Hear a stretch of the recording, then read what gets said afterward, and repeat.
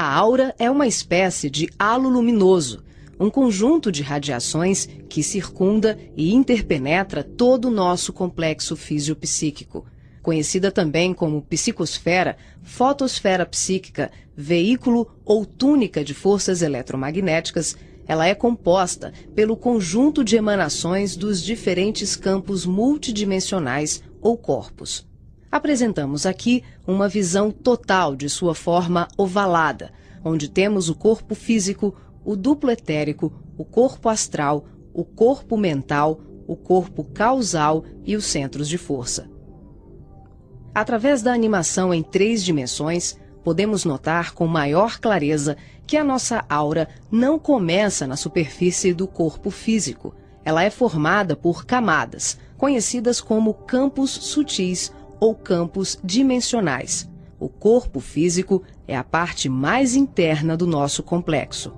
As camadas mais externas e sutis revestem e interpenetram todas as estruturas das camadas mais densas.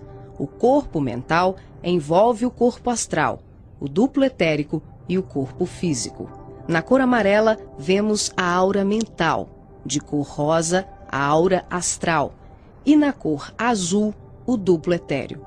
Essa atmosfera fluídica envolve todo o nosso sistema físico, revestindo os órgãos, tecidos e células com energias vitais, astrais e mentais. Dessa forma, o pensamento circula por todos os escarninhos do nosso sistema orgânico e psíquico.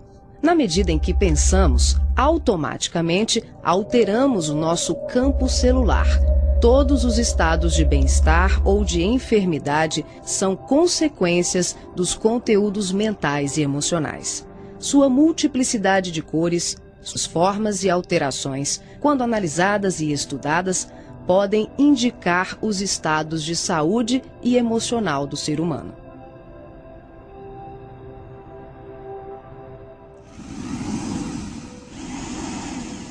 A palavra chakra vem do sânscrito e significa roda de luz, também conhecido como centros vitais, fulcros energéticos ou centros de força. Geralmente são visualizados por videntes e clarividentes como campos em forma de redemoinhos, com a aparência de uma flor, com pétalas irradiantes e coloridas. O nosso corpo é regido por esses centros, que vibram em sintonia uns com os outros ao influxo do poder diretriz da mente, estabelecendo um veículo eletromagnético no qual o pensamento vibra em circuito fechado antes de exteriorizar-se. Cada célula do nosso corpo pode ser considerada um motor elétrico ou diminuto centro vital. O complexo humano é formado por centenas de chakras, que são classificados como mínimos, menores, maiores, secundários, principais e primordiais. Esses centros de força desempenham diversas funções, dentre elas a de reger as atividades fisiológicas dos órgãos a eles relacionados. Levando em conta as várias escolas que estudam o tema, definimos como primordiais 10 centros: o coronário, o cerebral ou frontal, o ágina, o laríngeo ou da garganta, o cardíaco, o gástrico ou solar, o esplênico, o umbilical, o genésico ou sexual e o fundamental.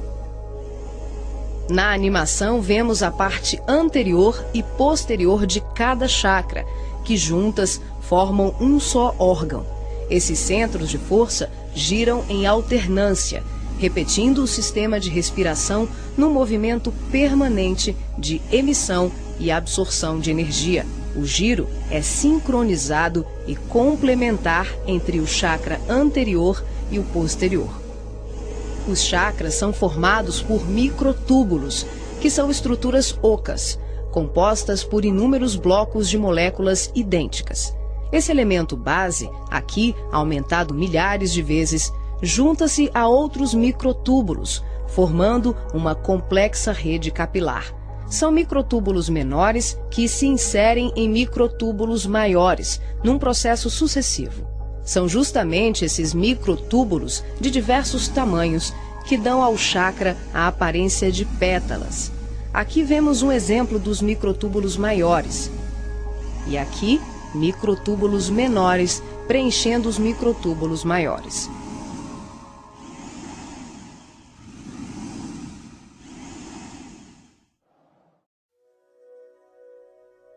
Assim como os chakras, a aura também é formada por microtúbulos, que podem ser vistos com maior precisão no duplo etérico.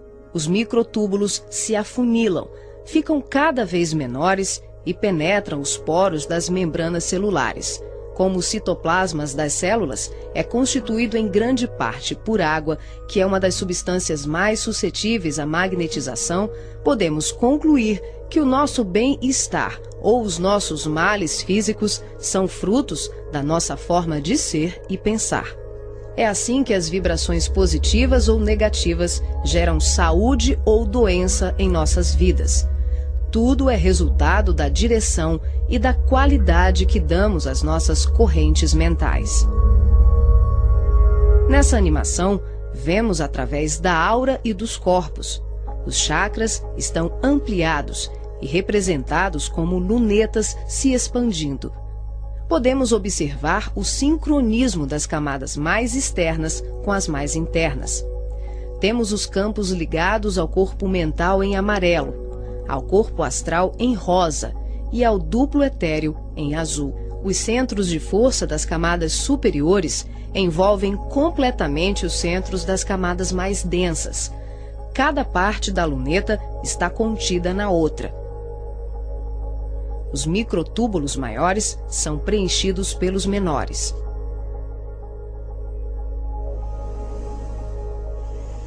Responsável também por funções psíquicas, os chakras estão relacionados com algumas capacidades de percepção.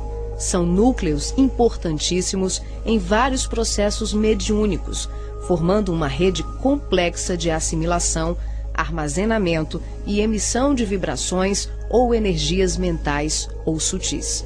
Os centros de força podem ser considerados portais dimensionais, por onde fluem as correntes mentais que assimilamos e emitimos em regime de sintonia durante as diversas manifestações medianímicas.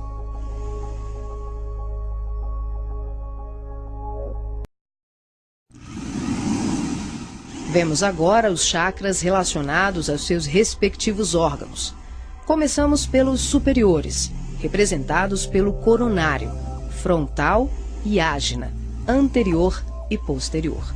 Podemos observar o giro em movimentos de alternância, num ciclo permanente de emissão e absorção de energia.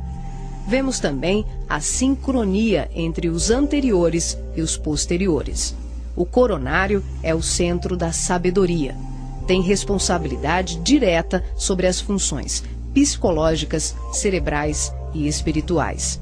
Alimenta as células do pensamento e é o provedor de todos os recursos eletromagnéticos indispensáveis à estabilidade orgânica. É o centro de mais alta frequência. Na animação, o chakra ágina, responsável pelas percepções visuais, vidência e clarevidência, aparece na sua parte posterior da mesma maneira que o frontal. Na verdade, eles se juntam, formando um só chakra, localizado na parte posterior da nossa cabeça. É aqui que o cordão de prata é inserido. O frontal é o centro da mente. Responde pelas funções da visão, da audição, do olfato e ainda administra o sistema nervoso central. É responsável também por uma vasta rede de processos da inteligência, que dizem respeito à palavra, à cultura, à arte e ao saber. O chakra laríngeo é o centro da expressão, regula a fonia, o sistema respiratório, o processo digestivo inicial, a pressão arterial e corresponde-se com as glândulas tireoide e paratireoide. O que na imagem se assemelha a uma pétala são os microtúbulos dos mais variados tamanhos. Eles giram em um processo sincrônico, sempre de forma complementar. O cardíaco é o centro do sentimento. Vemos a sua feição posterior e anterior. Ele sustenta os serviços da emoção e do equilíbrio geral. É o responsável pelas energias de todo o aparelho circulatório e se relaciona com o sistema nervoso parasimpático.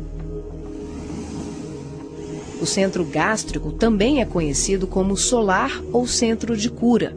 Um chakra de baixa frequência, o gástrico é uma das mais ativas usinas de fluidos vitais para exteriorização.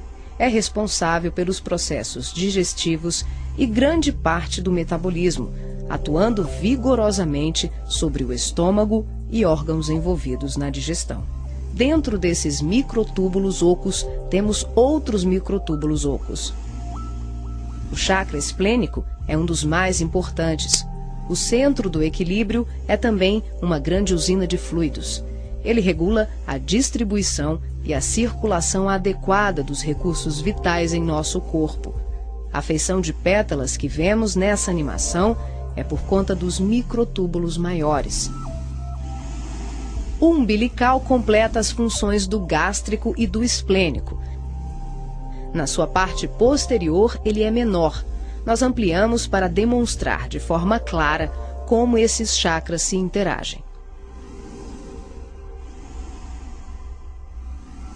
O genésico, conhecido também como chakra sexual, é o centro das formas e elevação. Exerce grande importância nos processos genésicos.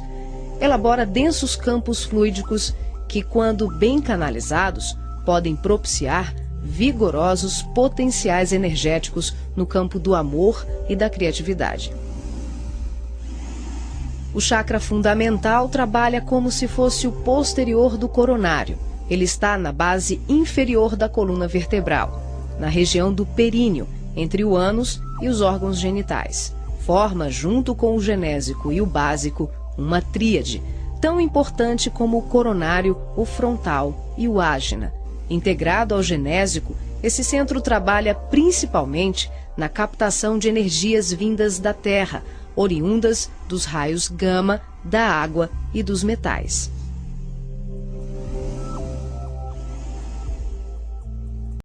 Nessa animação, representamos o processo de desdobramento dos diferentes corpos.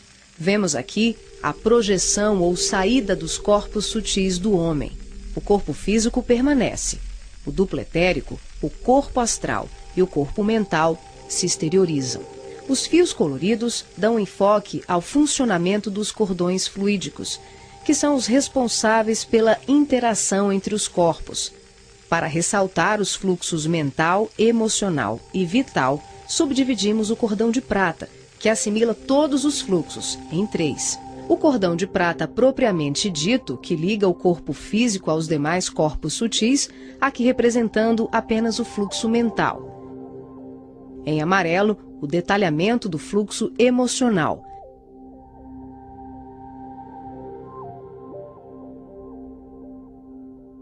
E na cor rosa, o fluxo vital. Esses cordões são semelhantes ao cordão umbilical, porém, a densidade deles é muito mais sutil. São, por assim dizer, vaporosos, uma espécie de laços aeriforme, luminescentes, e varia de acordo com a dimensão da região espiritual onde o ser se encontra. Quando ocorre esse tipo de desdobramento em que o duplo etérico, o corpo astral e o corpo mental se deslocam juntos, o médium não consegue alcançar grandes distâncias, devido à densidade do corpo etérico, que, em síntese, são emanações neuropsíquicas do corpo físico. Dessa forma, o espírito fica nas imediações do organismo carnal, e sua saída ou projeção é geralmente por tempo limitado. Esse fenômeno é muito comum no sono e também em desdobramentos parciais durante os trabalhos mediúnicos.